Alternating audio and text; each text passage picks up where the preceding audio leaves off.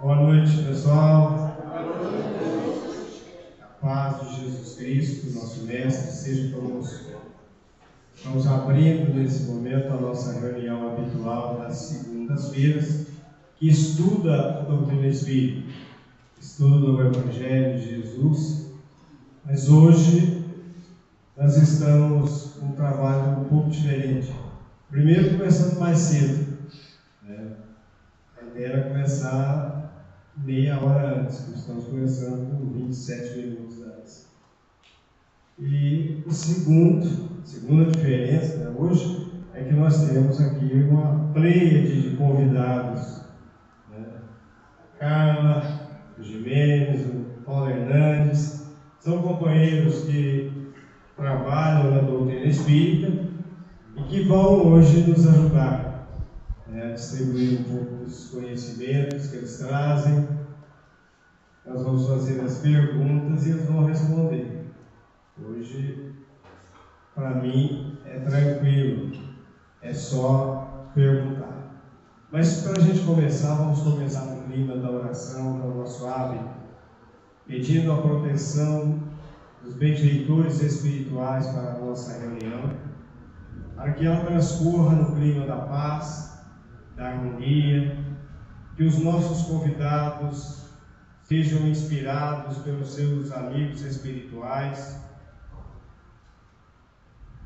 que eles possam colocar as respostas, os esclarecimentos, com a inspiração, com o amparo da espiritualidade superior, e que nós possamos guardar esses ensinos na mente e no coração, transformando-os em ações para alcançarmos o nosso progresso espiritual o mais rapidamente possível.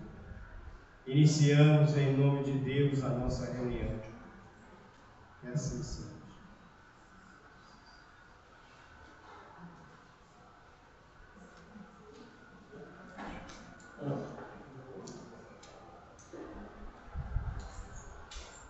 Só vou começar aqui com uma pergunta assim, bem tranquila, né? Começar leve para não ter problema.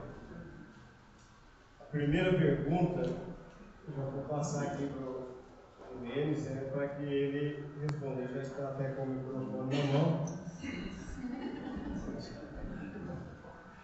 Mas é brincadeira. Quem qualquer um dos dois que quiser responder, pode ficar à vontade.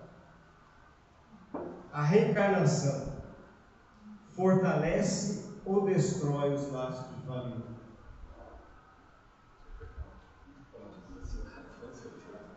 Boa noite a todos. É um prazer muito grande estar aqui, né? Eu fico muito feliz quando a gente vê nas casas espíritas propostas diferentes para a gente poder tentar movimentar os assuntos, né? E a gente conversava agora há pouco aqui, essa ideia, não sei de quem foi da casa, mas está de parabéns, eu acho muito interessante a gente ter oportunidades como essa. Então, acho que o limitador vai ser a questão do tempo.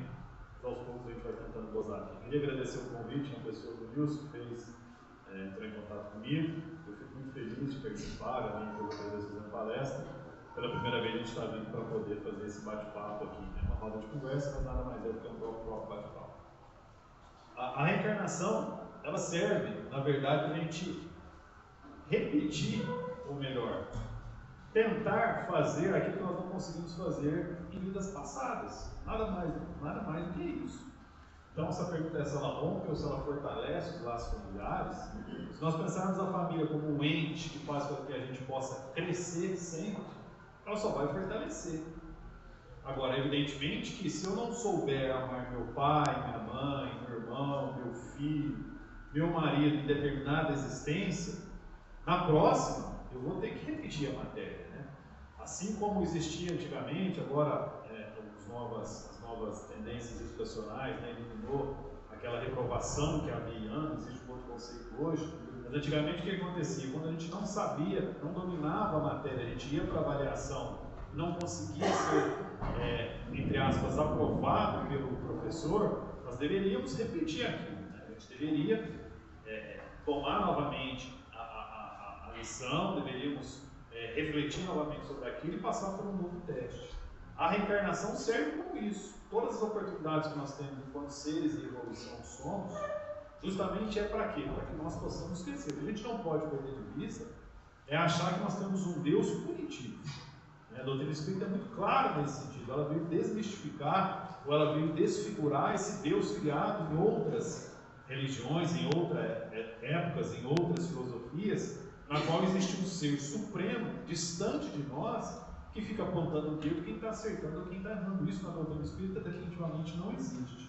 O que existe para nós são sempre oportunidades para a gente poder crescer. E esse farol, esse ponto de referência, se a gente pudesse sintetizar numa palavra, seria a palavra amor. Amor. Daí porque se você, dentro do seu próprio lar, da sua família, se você sabe amar aqueles que estão à sua volta, qualquer figura, repito, pai, filho, irmão, marido, esposa, mãe, etc. Se você souber amar aqueles que estão à sua volta, você deve estar dando um passo adiante. No livro Pensamento e Vida, Emmanuel sintetiza a família dizendo que a família é o centro essencial dos nossos reflexos. Os reflexos agradáveis ou desagradáveis que o passado nos retorna, que o passado nos devolve. Então, respondendo diretamente, até para me alongar, para a gente poder falar sobre bastantes assuntos aqui, a reencarnação serve como um agente propulsor para o nosso evoluir. E se esse evoluir fizer parte daquele núcleo familiar, ele serve efetivamente para poder fazer com que os laços sejam cada vez mais fortes. E quanto mais os seres os membros, os atores dessa família se amarem, consequentemente os laços ficarão melhores, consequentemente todos eles irão evoluir de uma maneira mais rápida.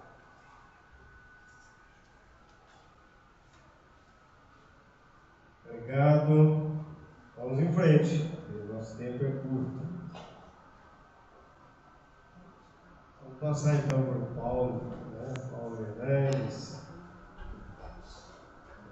O que fazer quando a convivência familiar é insuportável?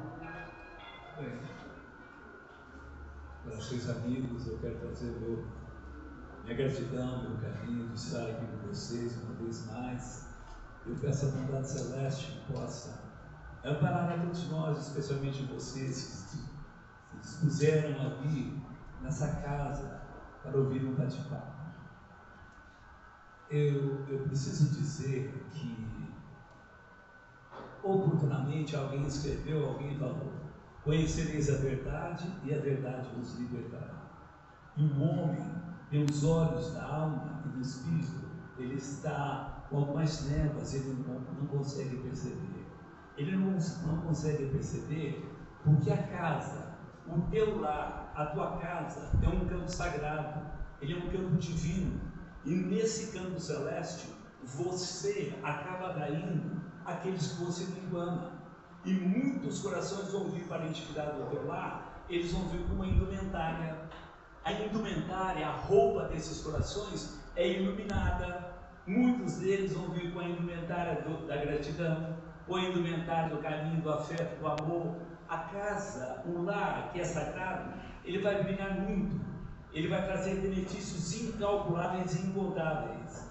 Por outro lado, a nossa história de vida do passado vai atrair também, até mesmo por uma questão de onda mental, de coração e de sentimentos, ele vai atrair outros corações vestido com uma indumentária diferente, vestido com uma roupa diversa daqueles outros. Eles vão vir com uma roupa um pouco mais cinzenta, e essa roupa sombria é de ofensa, é de raiva, de revolta, é de ira, é de desejo de vingança. Eles vão vir para a intimidade do nosso lar, e nós os conhecemos como irmãos, nós os conhecemos como filhos, nós os conhecemos como pais, e esta é a oportunidade que nós temos de ressarcir, de reparar, de devolver a eles aquilo que nós roubamos. Quantos de nós, ou como eu mesmo, não roubei a paz, não roubei a harmonia, não roubei a alegria, não roubei os sonhos, não roubei a saúde daqueles em existências pregressas, em existências passadas. E hoje, esse lar que vive nessa turbulência tão grande, ele me oferece a oportunidade de perdoar, de pedir perdão, de amar, de oferecer até as lágrimas, o sacrifício e o esforço. Então nós temos mesmo que trabalhar um tanto mais. É preciso dizer que num caso de pessoas que às vezes não entendem a força do argumento, eles têm que ser alcançados por outras forças.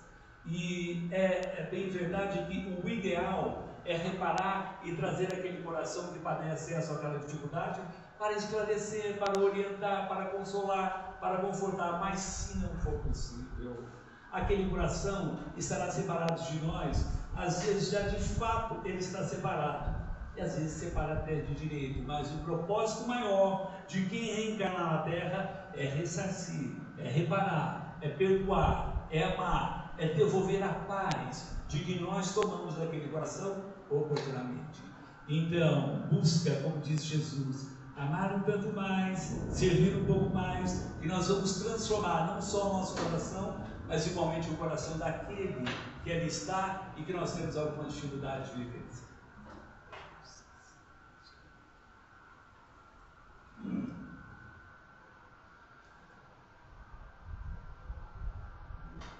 Obrigado, Paulo. Realmente esses esclarecimentos vêm nos ajudar nessa convivência familiar.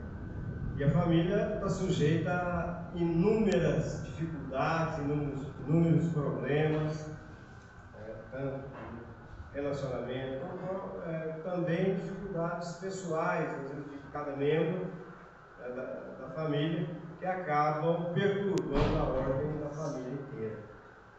Então eu vou encaminhar agora uma pergunta para a Carla. Vocês já acharam? A pergunta seguinte é ligada à área dela e ela certamente vai responder tanto à luz da psicologia e como também pelas luzes da doutrina espírita. A pergunta é a seguinte: o que se entende de depressão conforme o espiritismo? Sendo a depressão um dos problemas graves que afeta nossas famílias hoje. Do ponto de vista, boa noite, né? Já começa. Boa noite a todas as pessoas. Agradeço muito pelo convite, é uma honra estar aqui com pessoas tão importantes para o movimento espírita. Me sinto muito agradecida por participar também por esse momento. Do ponto de vista da psicologia, a gente precisa lembrar que a depressão ela pode ter início por alguma situação, alguma tristeza, algum desencontro, algum descontentamento, e aí alterar quimicamente o cérebro, ou a gente pode ter uma alteração química no cérebro, a gente está bem, e isso acabar atrapalhando ali o nosso desenvolvimento, o nosso comportamento. Claro que se a gente for pensar do ponto de vista espírita, tanto em uma situação quanto a outra, a gente está cercado de influências. Então, por aquilo que a gente mais tem vibrado, é aquilo que nos vai acompanhar. E tanto na psicologia quanto no espiritismo, a importância da gente compreender a necessidade de elevar os nossos padrões de pensamento, de participação. E aí eu consigo te trazer para situações do nosso cotidiano. A gente tem vivenciado em todas as famílias, em todas as faixas etárias, uma interferência gigantesca da internet. Então, antes a gente, em alguns momentos eu até estive aqui falando, né? Cuidado com os programas de televisão que a gente assiste, cuidado com as músicas que a gente ouve, e hoje está muito mais próximo da gente, e sem limite de idade, desde uma criança, de um bebê de 4 meses, a partir do momento que ele consegue segurar o celular, ou de uma pessoa idosa, né, que começa vendo as fotos da família e depois entra pelas redes sociais, a gente está rodeado de situações que podem, por conta dessa nossa vibração, nos levar à depressão.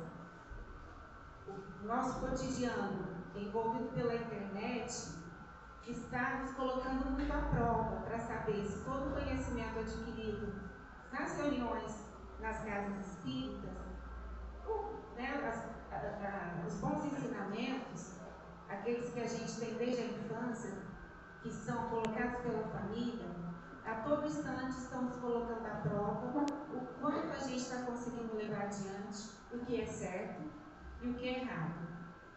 O que é uma vida saudável, uma vida simples, ou, né, em contraposição ao que eles colocam, a uma vida glamourosa, muito fácil, em que a educação dos filhos parece ser fácil. E quando a gente está diante dessa situação, no nosso cotidiano, ali da internet, em que a gente olha para alguém que vê tudo, né, vindo financeiramente muito prático, parece que é tudo muito simples, muito bom, isso tem tornado crianças, trazido depressão para as crianças, para adolescentes, para os jovens, para os adultos e para os idosos. Então, tem sido um grande problema que as famílias têm enfrentado e que nós precisamos continuar muito mais alerta do que já éramos enquanto não tinha tanta influência dessa internet. Nós estamos tendo muitos problemas com pessoas que sentem a vida vazia, porque a interação social, né, fraternal que acontecia, ela tem se reduzido cada vez mais, e toda vez que isso acontece, em qualquer família, pode ser uma família mais empobrecida, de classe média ou de classe alta, tem levado a muita tristeza, e a gente tem uma receita muito simples para resolver isso, mas eu vejo que sempre o mais simples é o mais difícil da gente fazer. Quanto mais simples a resposta é, parece que é a resposta que não é certa. E é a resposta certa. Trazer a convivência familiar de novo à tona, melhorar as relações interpessoais, colocar esse amor de forma concreta em cada relação, em cada atitude, em cada toque, em cada cuidado, para que a gente possa se livrar desse mal que tem atingido a todos nós. É possível reverter, sim, mas eu sempre falo isso aqui também quando eu venho, né? A gente precisa trazer dentro da gente a nossa querência. O quanto a gente quer fazer com que todos esses ensinamentos que nós temos aqui possam ser de fato colocados no nosso dia a dia. Porque aí a gente tem um combate muito forte em relação aos danos que uma depressão pode trazer para o indivíduo e, consequentemente, para a sua família.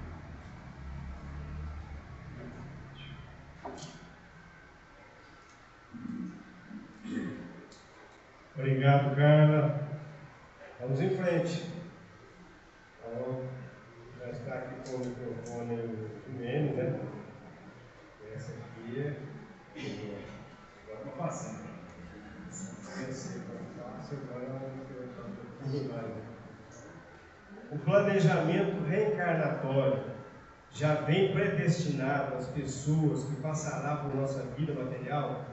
É isso, então, um exemplo: namorado, amigos, irmão, pai, mãe. Essa é boa. Essa é boa. Assim, o Paulo responde para a gente. Quando a gente fala em planejamento reencarnatório, a gente não pode fechar o leque e achar que ele é algo que a gente chamava antigamente de destino, né?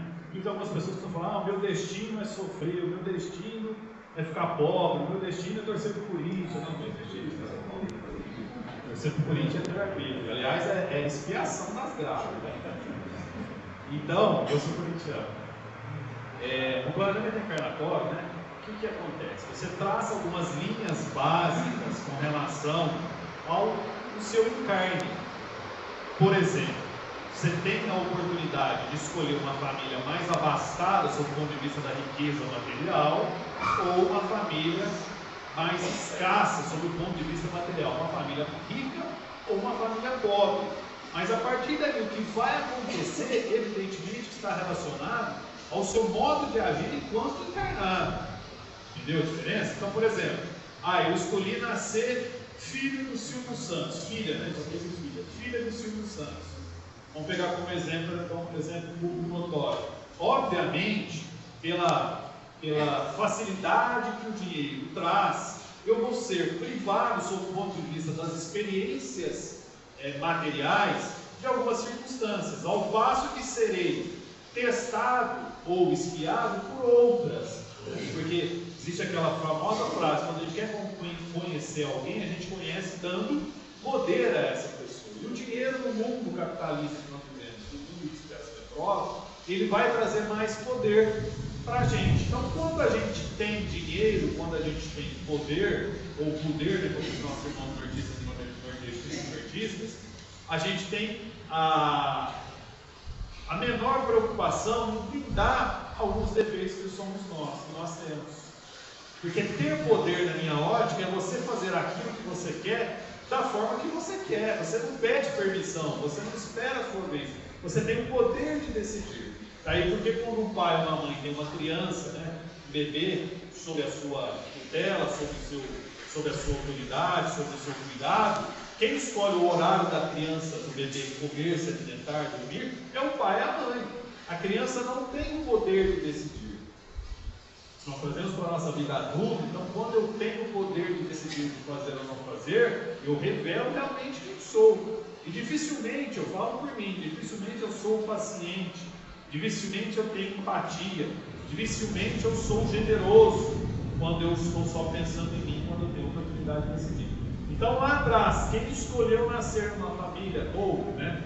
E aí nós temos dois tipos de encarnação, no sentido de que você escolhe as provas ou você é compulsoriamente colocado nas provas, no sentido de espiar ou no sentido de testar o seu espírito enquanto evolução. Aqui a ótica da evolução do espírito é toda moral, a gente não pode esquecer disso. Então ninguém encarna para ficar mais rico, para ficar mais bonito, para ficar mais legal. Todos nós encarnamos para sermos espíritos mais evoluídos sob o ponto de vista moral. E o que é essa evolução? Saber amar o próximo, perdoar, ser mais caridoso, ser mais empático, ser mais paciente, ser mais otimista. Essa é a ótica da evolução do espírito. Ninguém encarna para ter olhos azuis e um cabelo longo, bonito como o São Paulo. Porque eu vim careca, né? Então, poderia falar que eu encarnei para ficar careca. Mas, quando nós estamos lá no nosso planejamento reencarnatório, eu posso escolher o local, os familiares, a cidade, a época, né?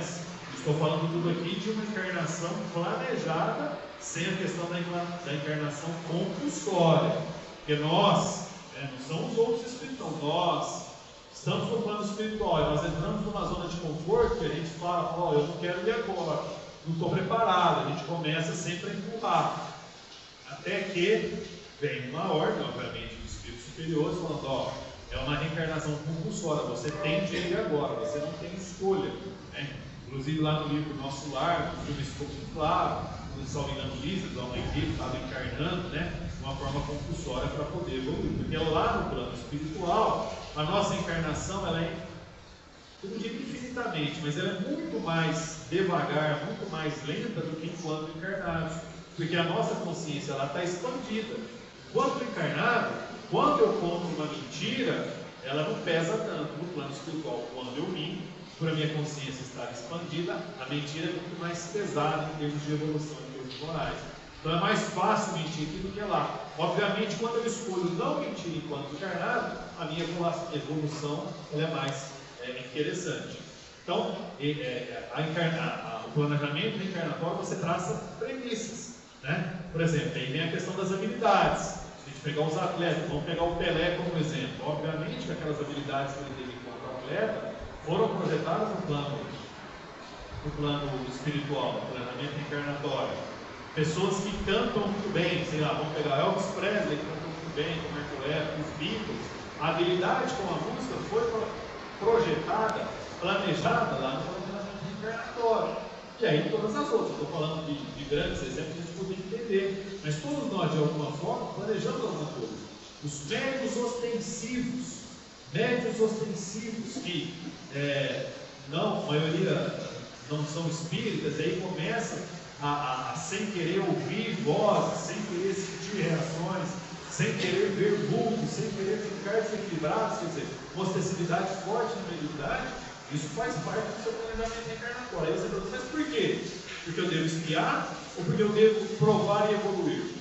Independente que seja uma ou outra opção, isso tudo faz com que a gente sempre avance, que a gente sempre adiante, que a gente nunca estacione.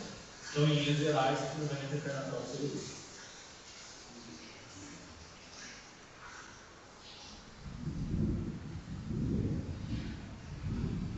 Obrigado, Denis. Eu estou passando por Paulo agora e eu vou.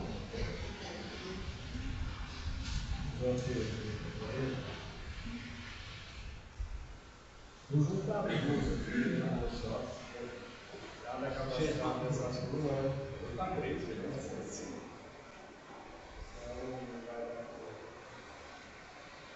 Paulo, a pergunta é o seguinte: a família é um laboratório de provas? A gente percebe que os assuntos estão muito interligados, né?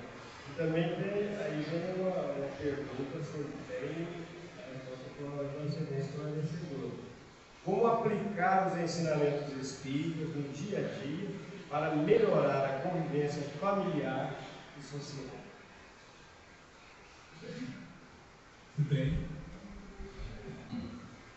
Eu me recordo que há uns 25 anos atrás, eu fui fazer uma palestra numa cidade e eu não sabia bem o tempo, tinha dificuldade, eu, meu Deus, me ajuda. E caiu uma tempestade tão grande e o telhado era telha, aquela chapa trapezoidal, e não tinha o abafamento como aqui tem. Então foi fácil, ninguém me ouvia, eu falava, então foi simples. Agora aqui hoje tem o microfone, vocês estão ouvindo. E eu não tenho assim defesa, não é mesmo? Então a família é um laboratório, né? A família é um laboratório de prova? Isso. Olha, gente, só para a gente voltar um pouquinho. No ano de 1935, havia um rapaz chamado Bill Wilson, na cidade de Ohio, no estado de Ohio, nos Estados Unidos. Ele tinha muitas dificuldades. Ele tinha um coração algemado ao vício. E quem tem um coração algemado ao vício, a casa ela não se torna um laboratório, ela se torna uma prisão, ela se torna um clima de um lugar de tormento e de sofrimento. Então ele padecia muito, ele sofria muito, porque ele estava algemado aos etílicos, aos alcoólicos, à aguardente, e sofria muito, porque levava toda essa carga para a intimidade do lar, e ele tinha discussões com a esposa, tinha discussões com os filhos, tinha discussões com os vizinhos, com todo mundo. Então na sua casa, até a vizinhança sofria e padecia, até que um dia ele teve uma oportunidade. Ele teve uma oportunidade de estabelecer e criar um grupo que se transformou na terapia de maior sucesso da Terra. A terapia de maior sucesso e que vocês conhecem é a terapia do AA. E ele dizia que nessa terapia do AA, ele estabeleceu, só hoje eu vou passar sem os etílicos. Só hoje eu não vou ter a oportunidade de passar naquele bar ou naquele boteco, ou coisa do tipo, e ele foi levando. Mas muito mais, ele buscou além do só hoje, ele buscou também a caridade. E quando ele busca a caridade, ele se encanta com a alegria de servir, com a alegria de cooperar. Mas muito mais, ele buscou um outro recurso chamado humildade. A humildade é a defesa do nosso coração diante de tantos eventos perturbadores que nós passamos. E ele ainda completa: não dá para afastar um pensamento, um vício, uma atitude infeliz apenas com a ideia de que nós vamos deixar do lado, nós não vamos mais voltar ali àquele lado. Diz ele que, além de afastar essa ideia menos feliz, nós temos que colocar um hábito, uma virtude nova no nosso coração. Por que não colocar como ele a virtude da caridade, da bondade, da generosidade, do amor, da compreensão, da tolerância, da paciência, do afeto? E quando ele assim fez, ali a casa ela se transforma num campo de alegria. Não há nada mais belo do que voltar para casa e ver o sorriso do filho que te aguarda. Nada mais encantador que receber um abraço da filhinha que te espera. Nada mais belo e encantador do que a esposa dizer para você: hoje eu fiz macarronada para você, viu, meu bem? Hoje eu fiz almôndegas, hoje eu fiz... É isso. Então eu tenho que trabalhar o meu coração para transformar a minha casa em luzes. E Bill Wilson trouxe essa ideia para nós. Então nós podemos aumentar ainda mais esse propósito de Bill Wilson. Só hoje eu vou acordar sem mau humor. Já pensou que beleza o marido acordar sem mau humor? Já pensou que maravilha a esposa acordar com a certeza de que terá o sorriso endereçado aos filhos? Já pensou se a família acordar e despertar? Só hoje eu vou ter paciência com aquele menino que é travieso, cheio de travessuras. Só hoje eu terei ali carinho acentuado pelo meu irmão. Só hoje eu vou dizer uma palavra doce ao meu pai. Só hoje eu vou fazer algo brilhante. Eu vou escrever no espelho do banheiro bem cedo lá para minha esposa: meu bem, eu te amo. E só hoje eu vou ficar ali bem escondidinho para assistir a alegria daquele coração ver o desejo do eu te amo. Só hoje eu terei a oportunidade de dizer alguma frase para o meu filho, sobretudo olhar nos olhos do meu filho e dizer: meu filho, tu és o tesouro que a bondade celeste colocou ali junto do meu coração. Pode até ser o contrário, pode até ser uma dificuldade, mas nós viemos à Terra até para exercitar o sacrifício, o esforço, além das lágrimas, para transformar o nosso coração e o coração do nosso filho, o coração do nosso lar, o coração do nosso trabalho. Se nós nos empenharmos dessa forma, dessa maneira, a nossa vida será diferente, porque nós mudamos o nosso coração, e quando tu mudas o teu coração, você vai transformar no coração da tua casa. E quando nós transformamos o coração da nossa casa, ele se transforma num sol. E este sol, ele passa a irradiar não só para aquele grupo que ali está, ele irradia também para a vizinhança. Há tantos corações que vão recolher aquilo de que eles têm necessidade. Um raio de luz que possa abrandar aquela agitação, aquela irritação, aquele mau humor, aquela raiva, aquela manifestação menos feliz. Então ame um tanto mais. Se nós amarmos um tanto mais, a tua casa ela vai se transformar. E quando a tua casa se transformar, o coração dos teus filhos, marido, da esposa, será diferente.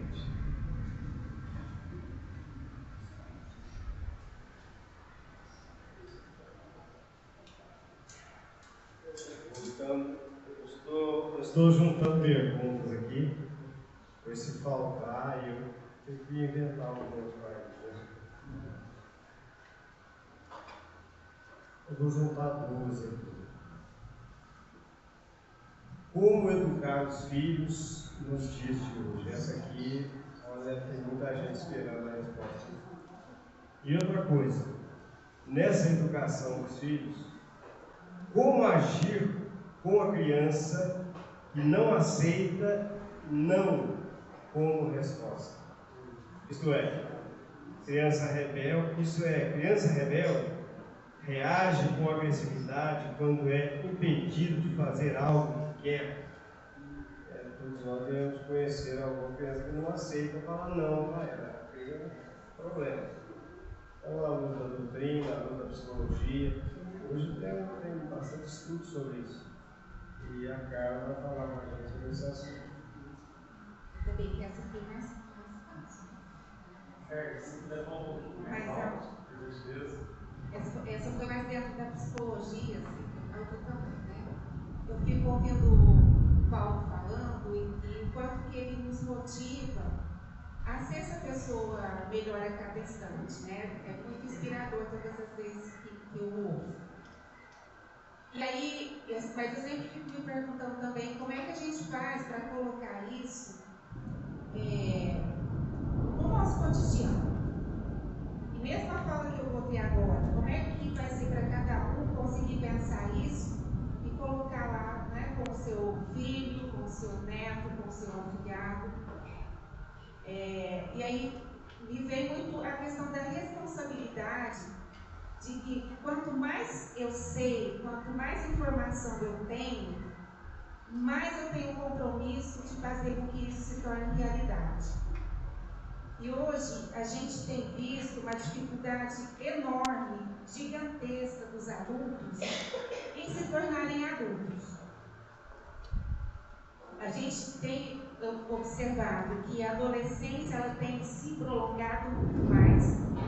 Então, pela legislação brasileira, a gente tem a criança até 11 anos e 11 meses. Dos 12 aos 17 anos e 11 meses, a gente tem o adolescente e 18, idade adulta.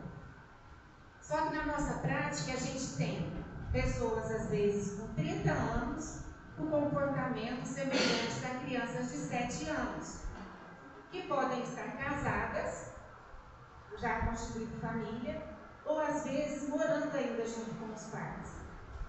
Tamanha tem sido a nossa dificuldade de entender, tanto que o Carlos já colocou, quanto o seu Paulo já colocou, de ter a compreensão de que é o adulto da situação que precisa saber o que é melhor para uma criança. Nós temos vivenciado muitas famílias com falas assim: meu filho, mas se você não quer tomar esse leite, o que você quer tomar então? E às vezes a família só tem o leite, ou às vezes não tem o leite para dar. Ou às vezes aquele alimento é um alimento necessário para aquele momento. E a criança fala assim: não, eu quero um todinho, mas eu quero um M&M, mas eu quero um chocolate. Aí aparece para a gente lá no consultório: mas olha, é uma criança difícil, porque ela não aceita o não, né? Tem que sempre ser somente do jeito dela. E aí eu venho para recobrar isso de cada um de nós. A importância de lembrar quem é o adulto da situação. A gente tem ficado muito desconfortável em falar para a criança, para o adolescente: olha, hoje você tem que tomar leite. Mesmo que de repente, né, considerando ali que é uma família que teria um suco de laranja e o leite, hoje é o leite. Por quê? Porque hoje é o leite. Lembra de uma história que tinha assim: olha, porque sim não é resposta, porque não é resposta? A TV Cultura passou isso por muitos anos. E ela passou isso para falar assim: olha, pais, tem muito pai que é extremamente autoritário e precisa dialogar assim com os filhos. Só que hoje a gente pega isso e coloca tudo na mão de uma criança de 3 anos ou de um adolescente de 15 anos, toda a capacidade de decisão que ainda não é dele. Nós estamos com muito medo de frustrar essas crianças. E aí tem uma pegadinha. Se a gente não frustra uma pessoa, ela não cresce, ela não se desenvolve. Porque é na falta, ou é no desafio, que a mente vai brilhar, que a mente vai desenvolver. Se ela não tem nada, né, assim, se ela não tem nada ali que a coloque para pensar, esse cérebro fica, até tem uma expressão hoje em dia chamada, é um cérebro podre. Não sei se vocês já ouviram essa expressão. Tanto pela internet, quanto porque a gente está diante de uma geração que não consegue ter opiniões próprias.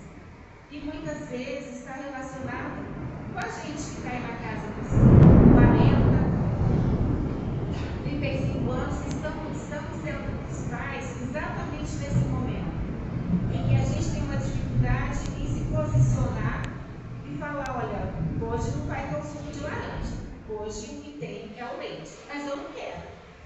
Tá, vai ficar aqui. Na hora que você resolver, o que tem para hoje é o leite. A gente tem muito medo, está com um medo gigantesco. Quando eu falo: olha, você só tem leite para beber, e dessa pessoa cometeu suicídio. Aqui tem pessoas que estão na casa aí dos 60, dos 70 anos, e a gente não viu ninguém cometer suicídio por não tomar leite ou por tomar leite.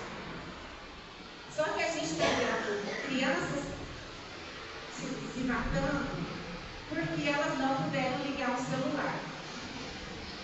Porque na hora que os pais acordaram para entender que aquilo estava sendo muito prejudicial, já era tarde. E aí, não naquele momento, ele vem com muita força.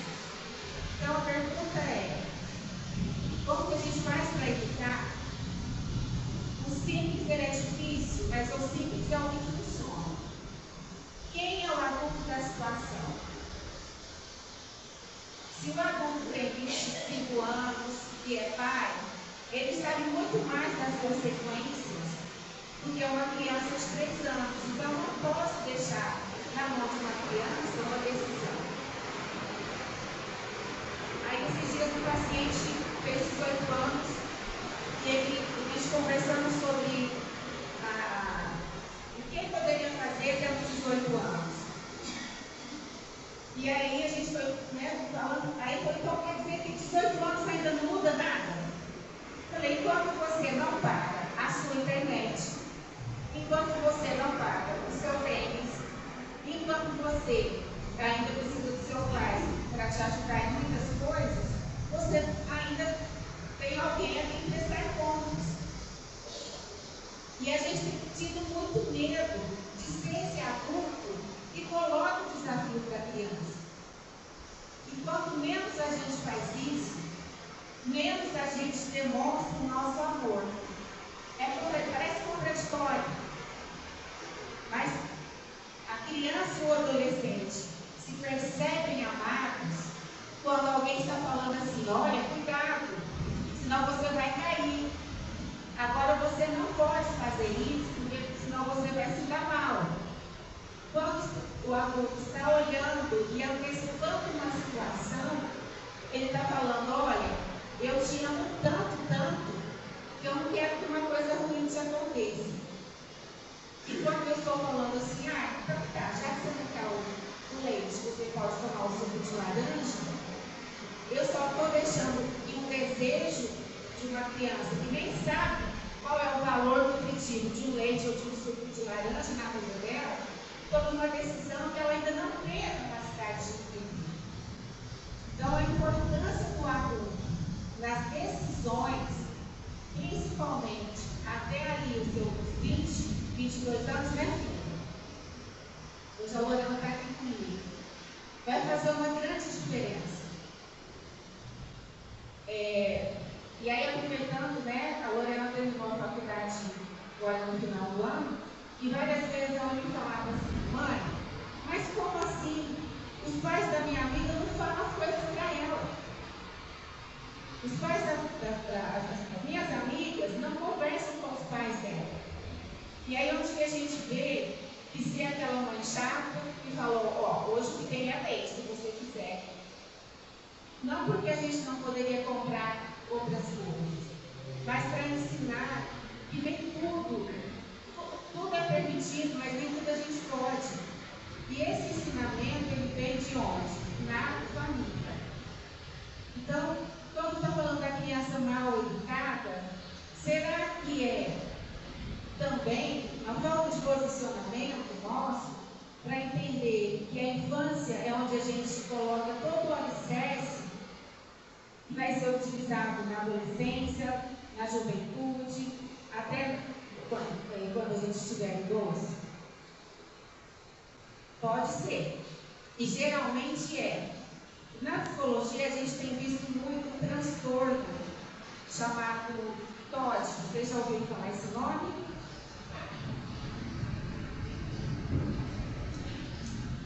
TOD é transtorno opositor desafiante ou desafiador. E aí é uma outra história. É uma criança que tem dificuldades neurológicas e toda vez que ela estiver diante de uma situação em que ela é desafiada, ela fala, olha, não é para você subir aqui nessa mureta. Ela fala, eu vou subir. Só que é muito diferente o transtorno quando é a falta de educação. Porém, quando a combinação vem junto, é uma casa que não coloca limites, que não dá essa boa educação, e a criança tem a predisposição para esse transtorno, é uma bomba relógio. muito mais difícil de se trabalhar. Então, na dúvida, o adulto da situação, ele tem que pensar, desde o momento que ele disse sim para que esse filho pudesse vir, que a responsabilidade é gigantesca. E a gente não dorme mais depois do momento que a gente coloca o filho. É realmente a maior significação do amor. E para quem a gente, por essa pessoa a quem a gente dedica tanto amor, nem sempre sim é o que vai salvar a vida dessa pessoa. Ser o adulto da situação é entender que a gente teve um passado e a gente tem uma capacidade de pensar em algumas coisas no futuro. E aí orientar essa criança, esse adolescente, para que ela possa ser um adulto saudável, uma pessoa saudável na sociedade. Então, quando o Paulo traz, olha, a gente precisa amar, escrever lá no logotipo, escreve em algum lugar, não precisa ser só no espelho, pode ser em outros lugares também, né, Paulo? Que o marido gosta da esposa e que os pais gostam dos filhos, isso sim precisa ser feito a todo instante. E é muito gostoso. Mas a parte chata que é, olha, você não pode fazer isso, você não deve fazer aquilo outro, é para que quando chega esse momento de falar, meu filho, eu te amo tanto, o filho possa entender o significado disso de uma forma que não é somente através daquilo que a gente dá materialmente, mas através do cuidado que a gente dedica nessa educação, nessa criação. Obrigado, Carlos. E agora, já que a chuva apertou, eu vou passar por gentileza pela voz assim, preocupante, né? Ele vai responder para a gente. Eu vou lá por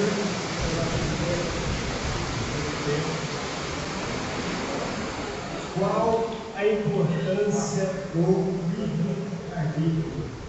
Entendo essa importância, qual que é a responsabilidade individual de quem usa o livre-arbítrio diante dos problemas sociais que existem. Primeiro a gente tem que entender que o livre-arbítrio é algo sempre relativizado, ele nunca é absoluto. O livre-arbítrio nosso com relação a ser absoluto, somente ocorre numa situação que é o suicídio. Você tem o livre-arbítrio sempre de interromper a sua jornada, de interromper a sua caminhada. Entretanto, com relação às outras coisas, ele é relativizado no tempo, no espaço e nas condições que você tem. Vou dar como exemplo aqui. Se eu decidir que eu quero comer carne de baleia, eu vou conseguir comer carne de baleia? Depende. Se eu tiver o dinheiro para comprar a carne de baleia. Se eu estiver numa região que existe a venda da carne de baleia. E se eu estiver num tempo, com relação à época, que é permitido se comer carne de baleia. Então, essa sensação que nós temos, ou não queria usar a palavra ilusão, mas eu queria dizer assim, essa ideia que nós temos o livre-arbítrio para fazer o que quiser e fazer o que quiser, ele não é verdadeiro porque ele tem limitações. Entretanto, diante das limitações, eu sempre tenho o poder de escolha. Voltando na questão do planejamento reencarnatório, eu não decido lá qual profissão eu vou ter, se eu vou beber ou não bebida alcoólica, se eu vou não fumar, se eu vou não fazer fofoca. Isso são escolhas que eu faço diariamente, escolhas que eu faço na minha atual experiência transitória.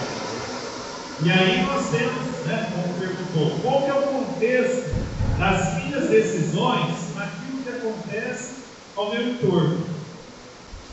Para a doutrina espírita, ele é muito importante, porque nós não podemos perder de vista que só haverá um mundo de regeneração, um mundo melhor de expiação e prova, quando os habitantes desse mundo forem pessoas mais perfeitas sob o ponto de vista moral. Lá no mundo, lembrando o ciclo primitivo, expiação e prova, regeneração, ditoso e o celeste. Então, eu não posso imaginar lá no mundo celeste, que é o nosso sonho de consumo, a última etapa dos mundos, que exista alguém tão egoísta quanto eu, Carlos, sou aqui no mundo de expiação e prova. Não faz sentido. Eu não consigo viver lá com as deficiências morais que eu tenho aqui. Por isso que existe uma gradação, por isso que existe uma escada. Eu só conseguirei viver no mundo de regeneração, onde ainda existe um pouquinho, né? Ainda existe mal, existe maldade, existe sofrimento, mas em menor número, em menor quantidade, em menor consideração que existe no mundo de expiação e prova. Se eu aqui no mundo de expiação e prova, eu souber dominar esse egoísmo, dominar esse orgulho, dominar a minha vaidade, dominar a minha maledicência, dominar a minha inveja, aí sim eu terei condições para o próximo mundo e assim consequentemente subir. Então, qual é a importância desse livre-arbítrio no atual contexto que nós estamos inseridos hoje? É muito simples. Todos os dias nós temos que descartar o nosso lixo doméstico. Eu posso pegar o meu lixo e jogar na rua, despejar ali onde passa a enxurrada, ou eu posso pegar o meu lixo e colocar dentro do saquinho, dentro de uma sacolinha, e colocar no local adequado para a coleta levar embora. Veja, é uma opção que eu tenho. Aí funciona o meu livre-arbítrio.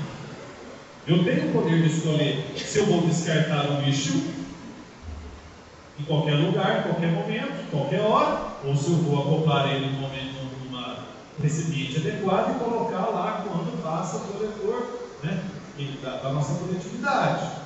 E assim sucessivamente. Eu tenho sempre a escolha, a oportunidade, em vez de levar uma palavra de ódio, uma palavra de rancor, uma palavra de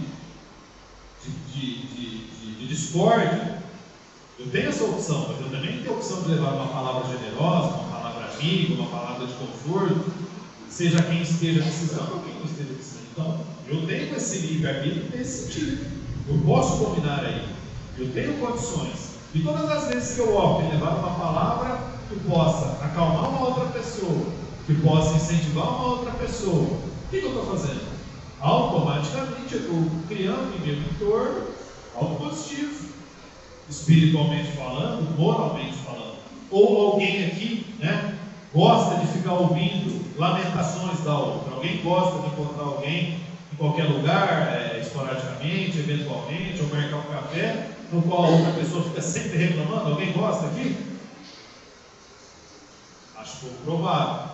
A gente sempre quer estar do lado de pessoas sorridentes, pessoas alegres, pessoas para cima, pessoas que te colocam otimismo, pessoas que sempre buscam melhorar. Evidentemente que isso eu não estou dourando a pílula, eu não estou jogando para debaixo do tapete as problemáticas que existem no mundo, e existem muitas. Nós estamos com no mínimo 2 guerras deflagradas, Oriente Médio e Rússia e Ucrânia, em pleno século XXI. Mas nem por isso eu posso deixar de ver o beija-flor, nem por isso eu posso deixar de ver o pôr do sol, nem por isso eu posso sentir a brisa do mar, nem por isso eu posso deixar de ouvir uma música. Por quê? Porque nós temos sempre que entender que no mundo de expiação e prova sempre existirá o bem, sempre existirá o mal, e eu me conecto, me afinizo com aquilo que eu quero, nem do ponto de vista espiritual, até do ponto de vista material. Imaginemos como isso funciona do ponto de vista espiritual, com os irmãos que nos acompanham, que nos rodeiam, que estão interligados conosco. Então, na questão do livre-arbítrio, o primeiro ponto que ele é relativizado no tempo e no espaço, as condições que eu possuo. E no segundo momento, ele é uma grande oportunidade que eu tenho de contribuir com o contexto geral e principalmente com a minha própria evolução.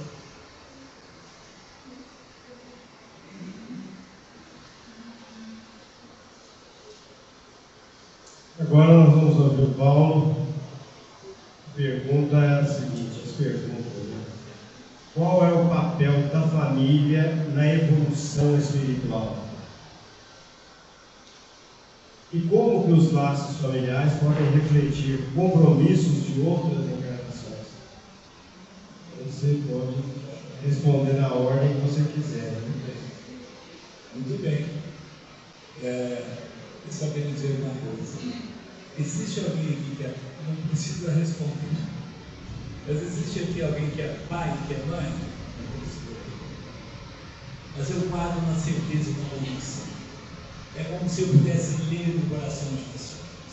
Quando nós falamos de filho, existe todo um projeto belíssimo. Vocês querem ver o filho saudável, você quer ver o filho em conquistas, você quer ver o filho ali radiante de alegria. Esse é a proposta do Espírito, é a proposta do meu coração. Então nós vamos nos empenhar até as lágrimas e o sacrifício para oferecer o melhor ao nosso filho. Não só e sobretudo para enriquecer com os tesouros da terra, mas enriquecer-se em Deus. Quando nós guardamos essa verdade, essa realidade, nós vamos ensinar o nosso filho a caridade, a humildade, a dizer para ele não agredir o outro, mas cooperar com o outro, a dizer para ele que é necessário aprender a amar, a cooperar, a servir, ser humilde. Quando nós nos propomos a isso, o nosso filho, ele começa a acender um sol no seu coração.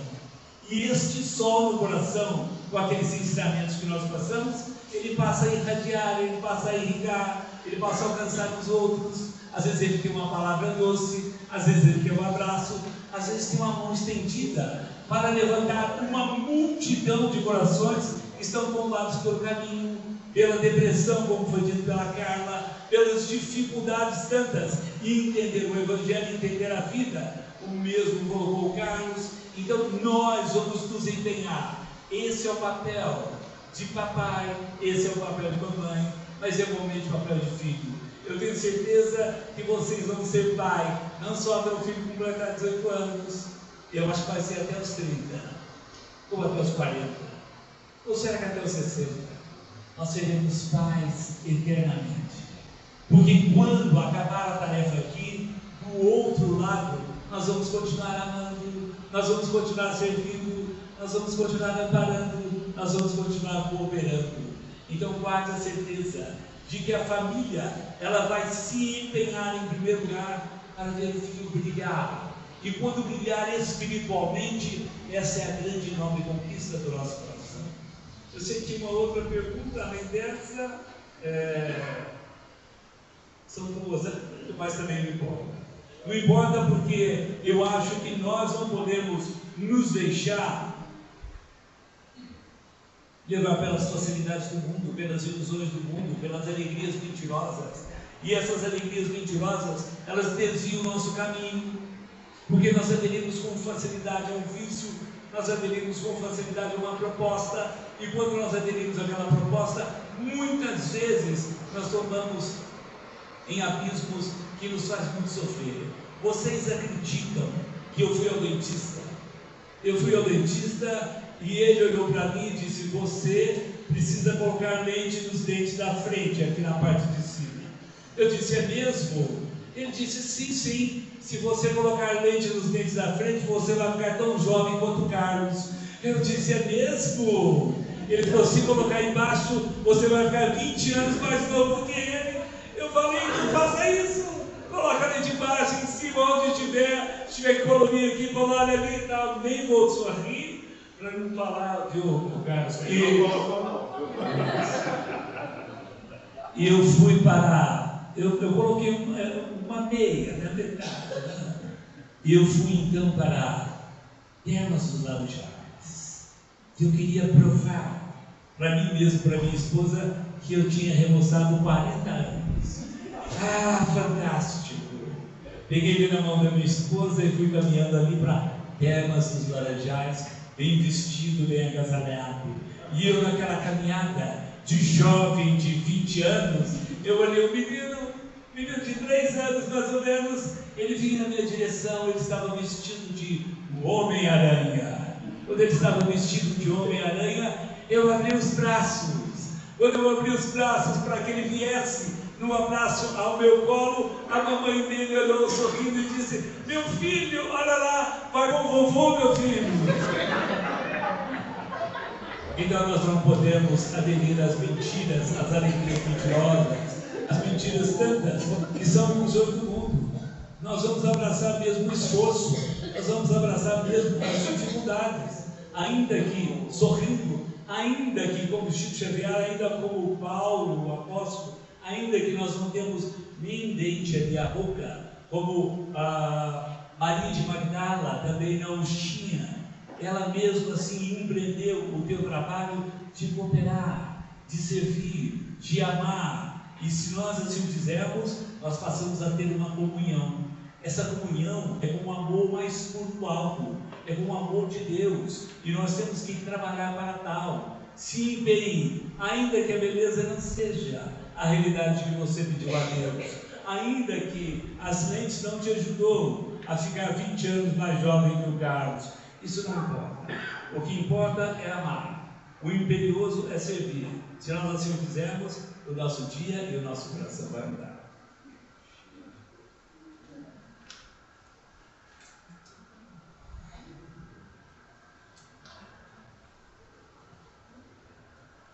Obrigado, Paulo.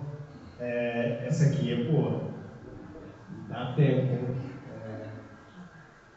Mas eu sei que você vai ajudar a todos e a mim também. Como, especialmente considerando os princípios de provas e expiações e da lei de causa e efeito, podemos compreender e lidar com uma relação com uma pessoa do convívio de comportamento narcisista, buscando nessa relação manter o respeito, o equilíbrio emocional e a caridade, sem negligenciar os próprios limites e a saúde psíquica. Falei que era boa? Complexa. Hoje a gente, esse termo, né, o narcisismo, é algo que a gente, até uns anos atrás, não ouvia muito falar. A gente escutava isso nas novelas, em algum filme, e hoje está na boca de todo mundo. O pai, o fulano lá é narcísico, meu marido é muito narcisista, e às vezes a gente vai falando sem entender muito, né, dessa personalidade, dessa pessoa, que tem uma dificuldade muito, muito grande de se colocar no lugar do outro, de ter a empatia, de achar que tudo o dele é melhor, uma pessoa que se acha, né? Se acha mais importante, e os desejos dela estão acima de qualquer coisa. Então, quando a gente pode ter pessoas que têm traço narcísico, que assim, nossa, aquela pessoa tem uns momentos que, olha, parece que eu acho que é a rainha da cocada, né? A rainha da cocada. Aí, outras pessoas a gente vê que ela é mais intensa ali, que ela realmente machuca o outro na relação. A gente tem visto muito isso nas relações, que hoje também está se falando demais, nos relacionamentos aí dos casais, em que um acaba não considerando o valor da outra pessoa, e oprime, e desfaz da outra pessoa, coloca a pessoa muito para baixo, né? Então, a gente pode ter, desde uma pessoa que tem um funcionamento, na psicologia a gente tem muito isso, ela tem um leve funcionamento nesse sentido, mas ela não tem o diagnóstico de ser uma pessoa narcisista. E a gente pode ter uma pessoa ali com muita característica. E para tudo, na convivência com o outro, é importante, quanto mais eu me conheço, mais fácil fica a minha convivência com a outra pessoa. Então, todos os ensinamentos que a gente tem na casa espírita traz a gente para essa realidade, né? Conhecer as minhas fraquezas, que é importante, mas conhecer também muito o meu potencial, que geralmente a gente não valoriza. A gente tem muita coisa boa para ofertar para o outro. Quando a gente ouve aqui, né? A gente tem que levar o amor, a gente tem que levar a fraternidade, a gente tem que levar uma palavra amiga, porque isso está dentro da gente. Mas muitas vezes a gente convive só com aquilo lá, mas eu não dou conta disso, eu queria ser mais assim, mais assado.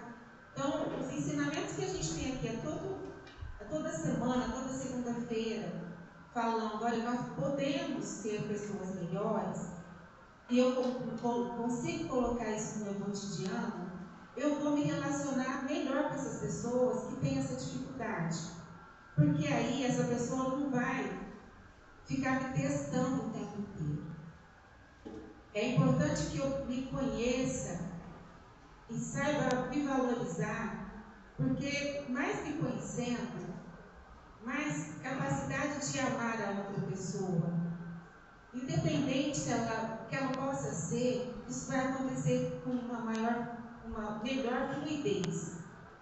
Se eu tenho dificuldade, tenho uma autoestima muito rebaixada, acho que eu não estou valendo para nada, e aí eu estou na convivência com uma pessoa narcisista, essa pessoa é um prato cheio, porque ali ela vai exercer toda essa dificuldade que ela tem, que ela precisa de tratamento, mas muitas vezes ela não reconhece que necessita de tratamento, porque é uma pessoa, às vezes, acima de qualquer suspeita.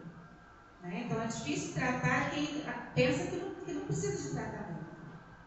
E a pessoa que às vezes se sente ali muito para baixo, ela também às vezes não quer melhorar, porque ela fala assim, síndrome de Gabriela, a gente fala, nasci assim, sou assim, Deus quis assim. Mas eu penso que a gente precisa pensar no significado de vir aqui todas as segundas-feiras, captar todas as mensagens importantes que a gente tem aqui, o quanto que a gente consegue colocar isso na prática, para a gente ser uma pessoa melhor só por hoje.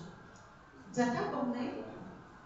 Se só por hoje eu conseguir colocar toda a minha expressão de alegria, de gratidão, a minha inteligência, no outro dia eu coloco um pouco mais, isso vai me brindando de coisas boas, e não vai ser só o narciso que vai, né, não vai ter campo aqui para mim. Qualquer outra situação difícil, porque a gente vai conseguir separar.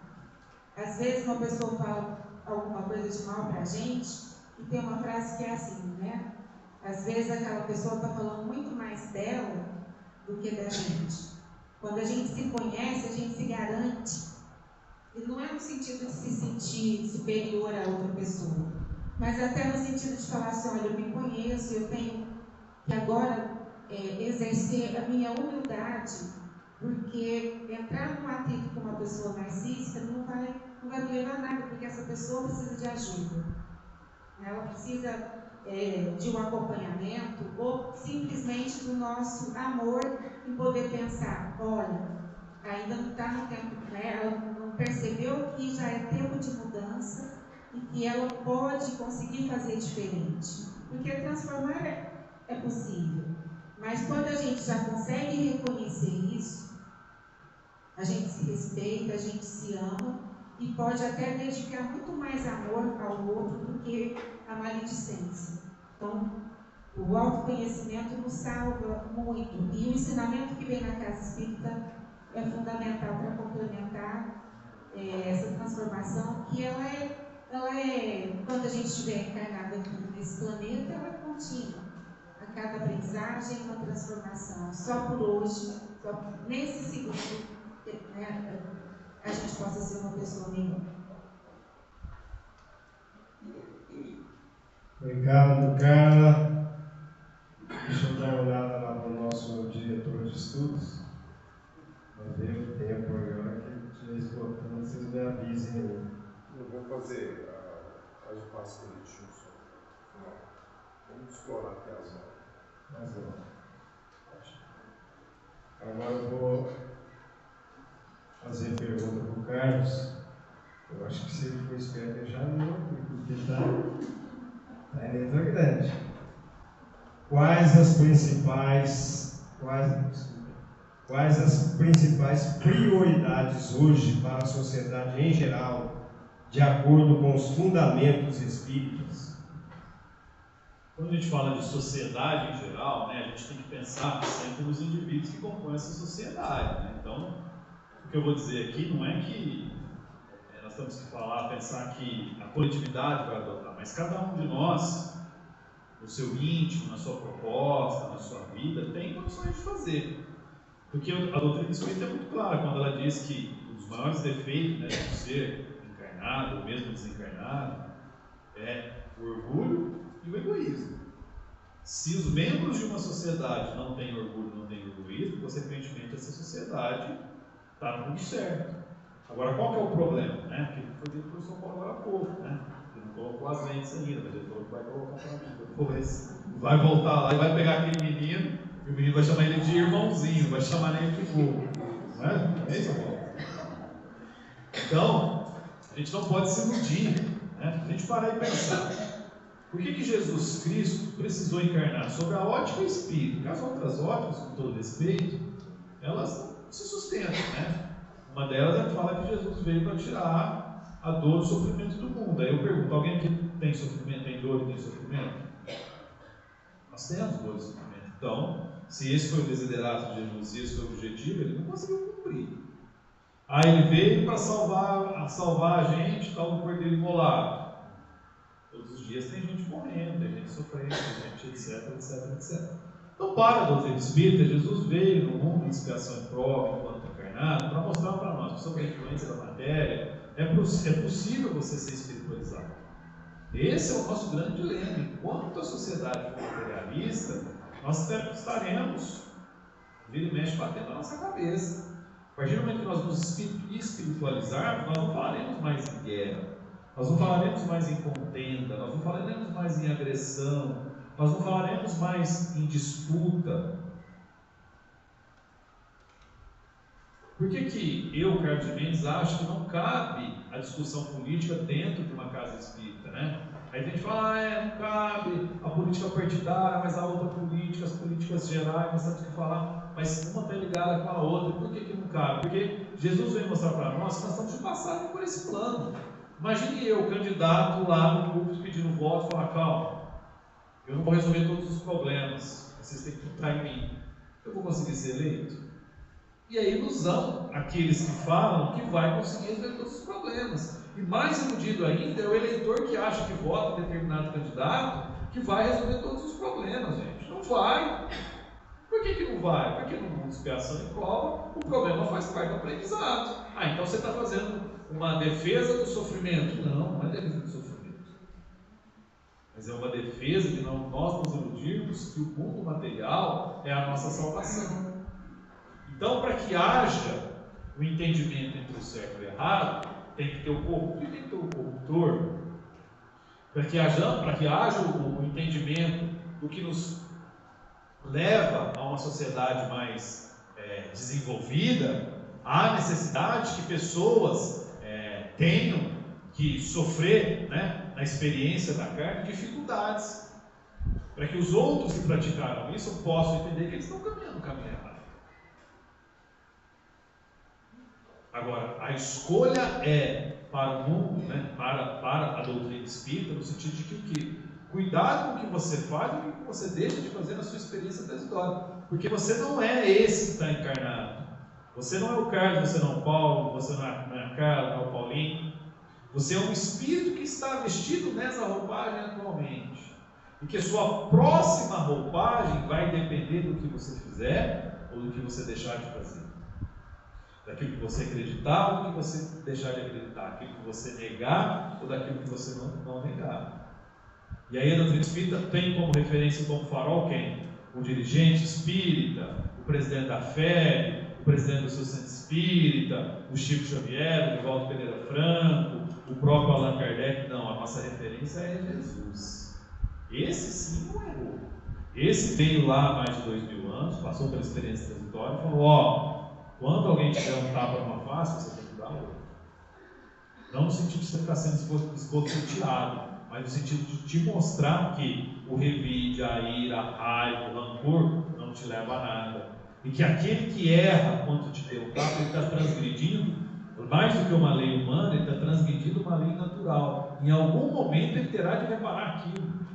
E aí eu volto lá na primeira pergunta que foi feita, a questão da importância da reencarnação. Aquele que deu um tapa hoje, ainda que na atual existência ele não sofra o tapa não seja punido por isso, a lei natural na próxima encarnação vai fazer com que ele sofra as consequências. Daí porque você vem com o centro espírita para o seu carro lá na rua. Além do seu carro, tem mais 59 carros. Passa um irmão à procura de bens materiais, sabe-se lá por que motivo, e ele resolve quebrar o seu vidro. Você fala, por que o vidro do meu carro? Por que não foi do vizinho, por que não foi do da frente, não foi o de trás, não foi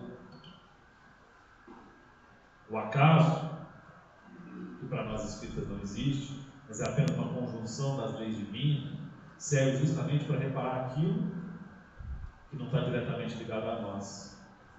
No capítulo 6 do Evangelho, bem-aventurados os puros de coração, item 13, lição do homem inteligente na terra, fala que a importância da inteligência do homem é justamente ele usar no sentido de ajudar o próximo, no sentido do bem, porque se ele não souber utilizar, a mão invisível da utilização lá do Espírito, acho que é Fênelon que fala, a mão invisível vai retirar essa inteligência. A mão invisível nada mais é do que a lei natural agindo sobre as circunstâncias que nós estamos inseridos. Então a sociedade, o caminho que a sociedade, os indivíduos da sociedade devem seguir, todos nós sabemos. É o caminho que Cristo trouxe para nós, do amar ao próximo, de saber perdoar, de saber entender, empatia, porque já foi dito, por exemplo, para cá, eu sou Paulo. Todos nós estamos sempre, todos os dias, porque a gente sempre tem a ilusão do seguinte, que não, eu não faço nada porque eu não tenho condições de salvar o mundo. Eu não tenho um exército na minha mão, eu não tenho um país sob a minha responsabilidade, eu não sou governador, eu não sou prefeito, eu não sou um rei, eu não sou...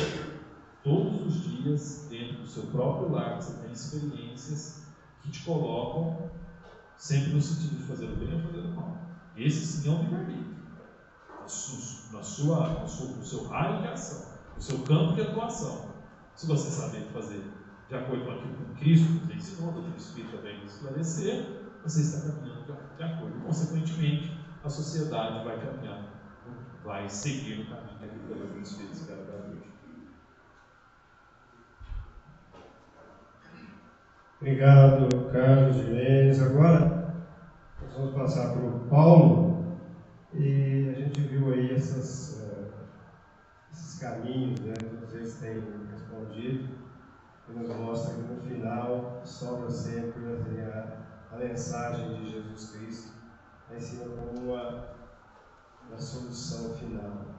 Mas diante de problemas assim imediatos, tem uma pergunta aqui que diz assim, por que espíritos rebeldes, violentos, dentro de uma mesma família, reencarnam naquela família? E ali, às vezes, um ou dois, uma grande família, começa a complicar a convivência. Qual a razão disso? Tudo bem.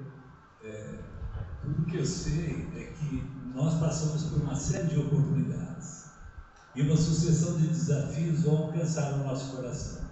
É possível que o meu coração atraiu aquele coração rebelde e eu vou ter a oportunidade de levar a ele a mensagem do Cristo, a mensagem do amor, a mensagem do perdão, a mensagem da cooperação. E eu digo, não é uma tarefa fácil, é uma tarefa que demanda muito esforço, é uma tarefa que demanda muita paciência e muita compreensão.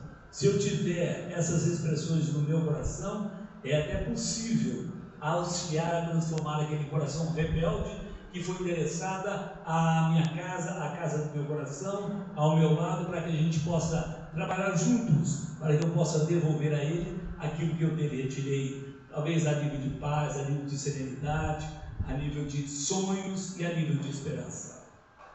Paulinho, hoje, para você, para o Carlos, para cá, vocês acreditam que hoje, às 19 horas, deve fazer mais ou menos umas 2 horas, quase, 1 hora e 52 minutos, às 19 horas, eu estava chorando, sabia? Lágrimas alcançaram meu rosto, e essas lágrimas ficaram. Eu estava chorando porque hoje é dia de aniversário da minha filha Lívia, e a minha filha Lívia, ela já partiu. Ela partiu há muito tempo atrás, em 2017, só para ter uma ideia. Mas eu choro até hoje. E o choro não é de revolta, não é de desespero, é de saudade de quem eu muito amo e que foi para o mundo espiritual. Um dia antes de partir, ou melhor, 2 dias antes de partir, ela estava na casa espírita que a gente trabalha. E ela olhou para mim e disse: papai, me arrume uma folha de papel em branco. Eu logo procurei. E a minha filha estava numa cadeira, né, de rodas. Ela tinha o oxigênio, porque ela já não conseguia mais respirar. E ela pegou o papel, eu dei o papel, ela me disse: me dê um lápis. Eu dei o lápis. E ela começou a escrever. Eu fiquei pensando: meu Deus, o que será que a minha filha está escrevendo? Talvez meia hora depois, ela me chamou: papai, aproxima-te. Eu me aproximei. E quando eu me aproximei, ela me mostrou um desenho. Era o desenho de uma árvore. Eu disse, naturalmente, naquele momento de fragilidade, naquele momento de dor, naquele momento de expectativas tantas, eu disse: minha filha, mas que árvore belíssima você desenhou. Ela disse: pois é, papai, eu preciso lhe contar. A minha filha tinha sensibilidade psíquica, ou em outras palavras, ela tinha mediunidade. E ela me disse mais ou menos assim, porque naquele momento o coração dela já estava desprendido, porque é desse jeito, o câncer vai desprendendo a pessoa, não é aquele rompimento abrupto, truculento, ele aos poucos vai se desprendendo do corpo. E ela me disse: o senhor acredita que essa noite eu fui no mundo espiritual? Eu disse: mesmo, minha filha? Sim, papai, eu fui no mundo espiritual. E quando eu fui no mundo espiritual, eu estava num lugar belíssimo. Eu estava sob uma árvore, e aquela árvore encantadora, ela tinha flores. As flores eram como se emitissem luzes, era de um colorido brilhante, belíssimo, encantador. E eu fiquei admirando aquela árvore, porque eu estava sentado logo abaixo dela, e naquele momento o papai apareceu um mentor. E quando apareceu o mentor, papai, eu perguntei a ele: mas que árvore belíssima! Há muitas árvores dessas por aqui? E o mentor disse: há algumas árvores sim dessas. E minha filha disse: mas que flores lindíssimas, que árvore, que folhas maravilhosas. E o mentor falou alguma coisa para ela que ela ficou assim diferente. O mentor disse: essa árvore tem dono. A minha filha não sabia que árvore no mundo espiritual tem dono. Eu falei: meu Deus do céu. Ela disse: é mesmo? Quer dizer que essa árvore tem dono? E o mentor, muito sereno, disse: sim. O dono dela não está aqui por hora. O dono dela está na terra. Minha filha dizia: mas até os encarnados têm árvore no mundo espiritual. Sim. Ela disse: eu até que queria conhecer o dono dessa árvore. E o mentor olhou para ela e disse: tu conheces o dono dessa árvore? Ela: é mesmo? O dono dessa árvore é o teu papai, que está na terra junto de ti. Eu até acho que ela estava numa ilusão, mas tudo bem. E ela disse desse jeito, e ela ficou encantada e disse para o mentor: eu também quero uma árvore dessas. O mentor disse: é mesmo? O mentor tinha um embornal do lado, e o mentor caminhou-se um tanto mais na direção da minha filha, e enfiou a mão no embornal e disse: abra as suas mãos. A minha filha abriu as mãos e ele deixou cair algumas sementes. Minha filha ficou surpresa: mas que sementes são essas? E o mentor disse: estas são as sementes da humildade, da bondade, da generosidade, do amor e da caridade que você tem que plantar no teu coração. Naquela hora, ela voltou para a terra e me contou essa história. Então eu penso que eu já tenho uma árvore no céu. Se alguém quiser ali um dia descansar sobre aquela árvore, isso. A minha filha me disse: papai, eu preciso dizer que ele comentou também que nós devemos nos esforçar até o último minuto para fazer valer a certeza de que nós estamos plantando árvores de amor, árvore de bondade, árvore de caridade. Mas no dia seguinte, a minha filha, ela perdeu os sentidos, porque ela vai apagando, são tantos medicamentos, é morfina, é isso, aquilo, e tantas as dificuldades. E naquele minuto, ela estava para partir. No minuto que ela estava para partir, ela estava na minha casa. Ela teve um clarão e ela voltou novamente à capacidade de conversar. Ela disse: chama todo mundo, chama a mamãe, chama meu pai, chama o meu irmão Breno, a minha irmã a Marina, chama a minha sobrinha Bianca e chama o meu noivo, até o noivo ela chamou. E ela chamou e nós fomos, e ela deu uma palestra, a palestra mais bela. Ela falou sobre Deus e disse que nós deveríamos levar Deus, que é o sol do amor puro, a guardar no coração de tantos. Quando nós levarmos Deus no coração de muitos, o nosso coração vai mudar e o outro vai se transformar. Já fica com a mensagem final sua aí para nos incentivar, né? E ela me falou para levar Deus. Eu disse: sim, sim, filho. Eu vou levar Deus o quanto possível. Eu faço parte de um grupo que trabalha em hospitais e tal. Eu me recordo que um dia desses eu estava no hospital do câncer. A gente vai lá toda semana, tal, no trabalho, e eu começo na quimioterapia, venho para o saguão, vou na radioterapia, no Hospital do Coração, e assim vai, para levar a mensagem. Mas aquele dia de manhã eu disse para Jesus, porque sempre que eu vou para lá, ou sempre que eu venho para cá, eu peço o auxílio do alto, eu peço a bondade celeste que possa colocar uma gota de luz no meu coração e que essa gota de luz possa alcançar e levar o consolo, o conforto, o alívio, o ânimo e a esperança que tantos precisam.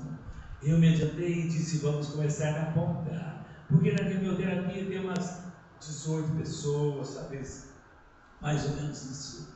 E aquele primeiro rapaz lá estava. Eu disse: vou levar Deus para aquele rapaz. E eu comecei a falar da bondade celeste.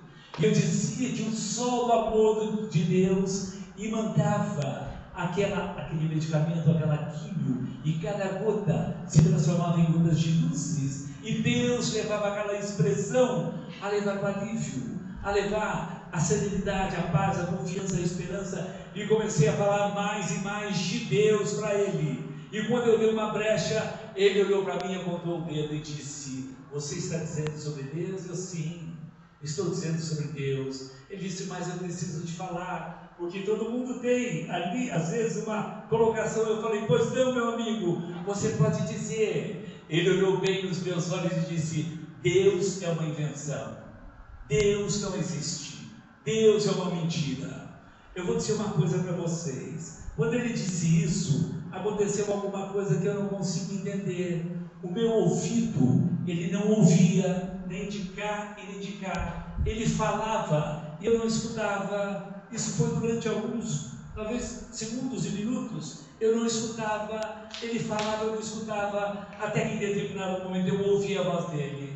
Eu ouvi a voz dele e ele dizia que se Deus existisse, ele ia curar aquele religioso, ele ia curar esse, aquele. Então Deus não existe. E começou a falar naquela época tal, até que eu entendi a situação e disse: um bom dia para você, que o medicamento possa trazer ali a oportunidade de acerenar, de aliviar ali o teu momento. E eu comecei a andar por aquela sala grandiosa. E eu ia andando, ia pensando, eu olhava para ele, lá do outro lado, e pensava: meu Deus, este rapaz nunca mais vai ouvir o cântico de Deus. Ele não mais vai ouvir as frases que tantos corações aqui vêm a levar ali o abraço, iluminado pela bondade do céu, para aliviar as dores, para continuar. E a cada passada que eu dizia, eu falava com uma pessoa, olhava no fundo e dizia: meu Deus, nunca mais eu vou poder falar sobre Deus para aquele rapaz. E eu fui andando até que cheguei na última mulher. Quando eu cheguei na última mulher, eu comecei a falar e eu percebi que lágrimas derramavam dos seus olhos, porque eu falava sobre Deus, porque eu dizia que aquele sol de amor puro que se derrama do alto, alcança-lhe o coração, transforma-se em medicamento divino, e na farmácia celeste Deus deixaria o recurso de que ela precisava. Naquela hora, naquele momento, eu vi um rapaz vindo na minha direção. Ele via parado por uma muleta ou coisa parecida, até que ele veio e eu estava bem ali diante do toalete ou do banheiro.